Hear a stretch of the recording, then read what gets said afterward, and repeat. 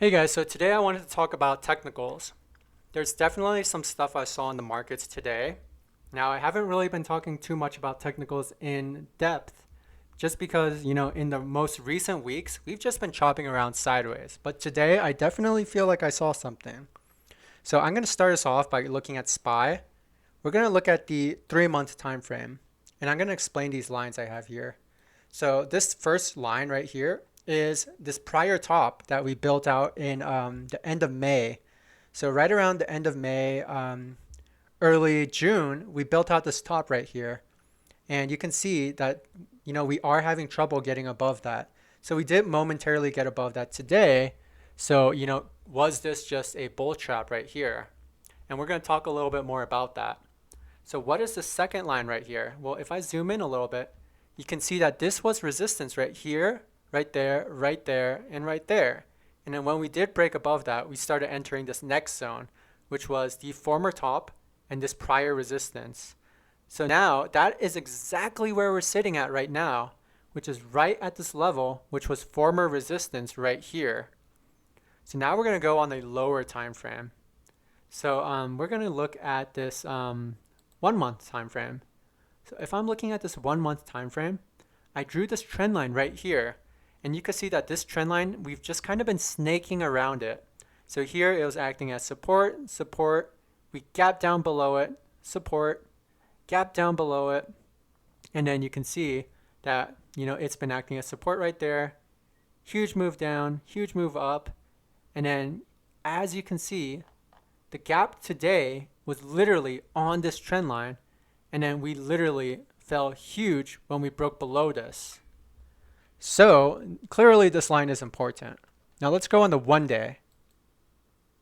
On this 1 day time frame, we had this massive rally right here. And like I said, we opened on this trend line. And then when we closed below it, we saw this huge move to the downside. And we're right back onto this trend line right here, which was former resistance if we're looking back here on this 1 month time frame. So former resistance right here. So I guess the question is, when we go on this 1 day time frame, what in the world produced this gap right here? So the way that I like to find this out is, first, I like to go on the Qs. So on the Qs, did we have that same gap? No, we didn't. So I'm thinking, okay, this was probably produced in the financial sector. So then that's when I go back to SPY. I go on the analysis. I look at the top 10 holdings. And, I try to figure out, what is it? Is it JPM? Is it Berkshire? What's going on here? So when I do look at all of these, it actually happened to be Berkshire. So when we look at Berkshire right here, we can see this massive, massive rally. And then this entire move, you guys, this entire move got faded. So as you can see, we closed the day exactly around the same place where we closed the day prior. So what actually happened here? So let's just click the news. Now, I didn't really look too much into this just because I wanted to talk about the technicals today. And when I actually look into Berkshire, I'll look at it maybe later today or tomorrow. But let's just take a look at the highlights real quick. So right here on the highlights, we can see Berkshire Hathaway posts huge quarterly loss, operating results improve. So that's clearly the reason why we gave up all of these gains. So now, let's go back. Let's look at the Qs. So something similar happened in the Qs where we did have this massive rally, gave it all up, and then we're closing right around support. So let's just zoom out, get a better look at the support right here. So if we're looking at the support, it's this prior area of resistance right here. So it was resistance right there. It acted as resistance right there. When we got back above it, it was support right here, support right there. Now it's support right here. So where is the next line of support? Well, it's likely going to be right around here at 318.63. So now if we're looking at gaps, there is a pretty big one right around here. So let's just zoom in, look at what this gap looks like. If we're going to fill this gap, that's going to be right around 314.67. And then let's just look for more gaps here. Ooh, this is the big one, you guys. So if we're going to fill this gap right here, we're going all the way down to 294.92. So basically 295. Now there is something else that's interesting that I do want to point out. Let's just go on a 3-month time frame. So on this 3-month time frame, we have the support line right here. So as you can see, support, support, massive breakdown, gap up, resistance, and then when we broke above that, huge rally. And then it acted as support right there. Where are we right now? Well, right now, we're under this. Now, what could happen? I mean, do we start breaking down from here? Or if we do see another rally, can we just hit this trend line again? And then, maybe we form some sort of triple top and then we fall. Like, let's just see what happens from here. If we get back above this line and we make a new high, I would perceive that as bullish. But right now, I do think that there is a little bit more risk, especially if we do break under this shorter term support right at 318.63, because that could lead us to filling this gap right here, which is, or this gap right here, which like I said, is right around 314.67. So I guess a better look at this would be on the 5-day time frame right here. So that's kind of the shorter term risk right there. The longer term risk, like I said, that's going to be all the way down here to fill this gap right around 395. So now let's talk about Microsoft. So if I'm looking at Microsoft right here, let's go on the 1-year time frame. So we do have this downtrend channel that we did break out of. Pay attention right here. We actually bounced off the top of this trend line. And here's where we're at right now. We're actually above this prior high right here. Now, if we do want to continue this rally, we could hit this trend line right here. And this trend line, that could take us almost to like 295-ish.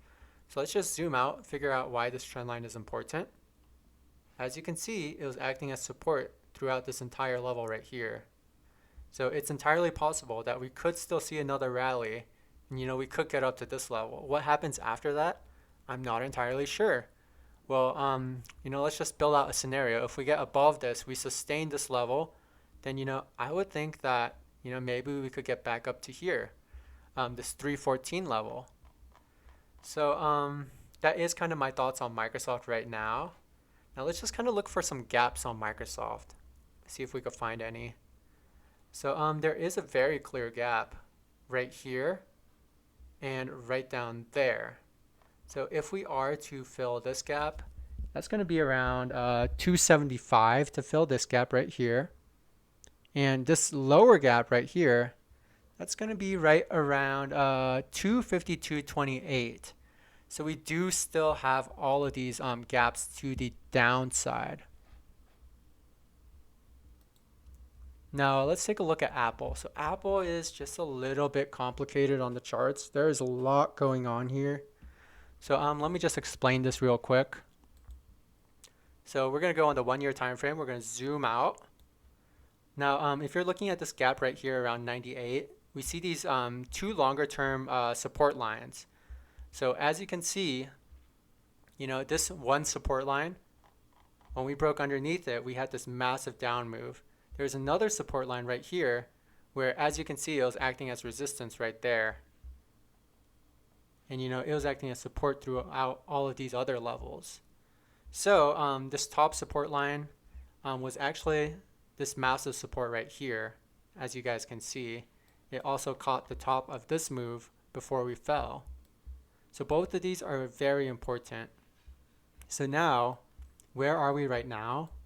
So right now we're kind of at the top of this trend line right here. So this is a little trend channel that we did start forming in early June. So that's kind of right where we're sitting at right now. You can see that we bounced off it, and we're kind of seeing some sideways chop right around here. Now if we do get below both of these trend lines, I would perceive that as being pretty darn bearish. And, we could essentially fall all the way down to one of these trend lines. So we could either catch this old trend line right here, or we could catch this trend line right here. Or, we could just catch this area where they both converge right around 156.25. Now, I do want to note there is a gap right here. So that gap is right around 157.37. But other than that, I'm not really seeing any other gaps.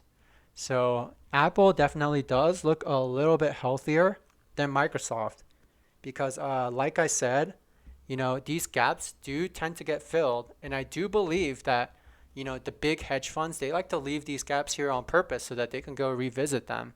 Now, maybe that's just some cynical thinking, or maybe you guys agree. But let me know in the comments what you guys think about that. So let's say we do break below both of these trend lines. Then what happens then? Well, I think we're kind of screwed if we do break below all of these supports, because these are some pretty strong supports. I mean, we literally have this support, that support, this support, and that support. So we literally have about 4 lines of support here. And if we just break through all of them, I would perceive that as being very, very bearish. Let's just see where this 50-day moving average is. So if we do break below all of these support lines, then I would think like the 50-day will probably be like the last man standing. Like if we break underneath this as well, then that would be very, very bearish. So that's my thoughts on Apple. Google. So Google, I think, is very, very interesting, you guys. So we do have this resistance. It shows up right around 118 or 119-ish. So you guys can see that intraday today, we actually had this massive rally. It looked like we were going to break above and we're going to go up to these next levels here. But this was kind of a fake out. And you can see that by the wick of the candle here. So we have this massive wick to the upside, but we kind of closed much weaker. And we actually closed below this trend line right here. So as you guys can see, this was acting as resistance. Now, where do we go from here? Do we just fade this entire move and go right back to the 50? I mean, that could entirely be possible. That would be like a little bit more than a 2% drop from where we are right now. And if we do cut below the 50-day moving average, I do perceive that as being pretty bearish. And I would think that the next area of support would be this strong support right around 104.37. So definitely do think that Google price action was pretty interesting here. This does kind of look like a bear flag right here. When I do, the pole is right here. This is the flag. We're just chopping around sideways. Is this just distribution right here? Who knows? Or is it accumulation? So we'll soon find out. Now here's another interesting one, end phase. So end phase has just had these massive, massive rallies. And you can see today we actually fell 4.38%. But if we're looking at the high to where we closed, you can see today, we made this high at 308.85. We essentially lost over $20 in one trading day from this high. So that's another sign, maybe this momentum is kind of fading a little bit, Stocks like Enphase that have literally just been going up every single day pretty much. Today, I mean, we saw a $20 fade. So here, you can see that there's many, many gaps on Enphase. We have 2 big ones. So this first gap, let's just go in a shorter time frame, zoom out a little bit. Now let me move the moving averages out. So this first gap can take us all the way down to 255. This second gap is even worse. If we want to fill this second gap, this could take us all the way down to 216. So that is quite some pain right there. So if you're in end phase right now, not financial advice, but I do think that it might be an okay time to take some profits right here, just given the downside risk. Also, we do have this trend line right here. We could be revisiting that. So, that could show up right around, if we were to just go straight down from here, could show up maybe around 266. So Amazon, another interesting thing right here. So look at Amazon right here. So let me take out these moving averages right here. So look at Amazon right here. So as you can see, we had this move all the way up to around 145.47. And then that is when we had this massive move down on earnings. So where are we right now? Well, we pretty much almost hit that level. And then we closed below this support right here at 140. So does that mean that we're going to go and revert? Quite possibly. The next level of support will be right here at 132.69. As you guys can see, we built out this little shelf right here. Now we do have this massive gap that could take us all the way down to 122.33. And that would be pretty bearish because that would actually take us below this former top right here. So that would essentially be a move that would fill this entire gap. So that's why I'm still a little bit cautious on the markets, because I would want to see all of those gaps get filled for me to feel a little bit more comfortable. Here, let's look at DXY, so the dollar index. There is something interesting on the dollar index. We have this 20-day moving average. We have this 50-day moving average. This 20-day moving average is curling down sharply. So let's just say that CPI comes in, say it comes in a little bit weak. Let's say the dollar fades. Well, then what's going to happen? This 20-day moving average is likely going to cross underneath the 50. And maybe the dollar could fade all the way down here to the 100-day moving average, right around 104.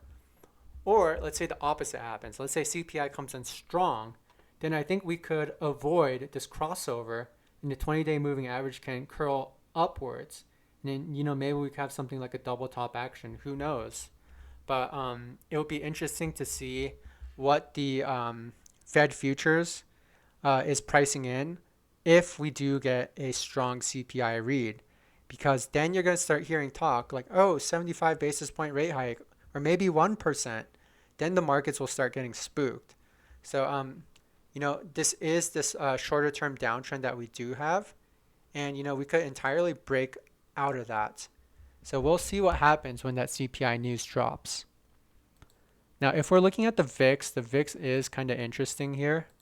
So we have this median trend line right here. So you can see that it's catching all of these gaps. So it goes through this gap, goes through all of these gaps right here, as you can see. And then it's catching the most recent lows.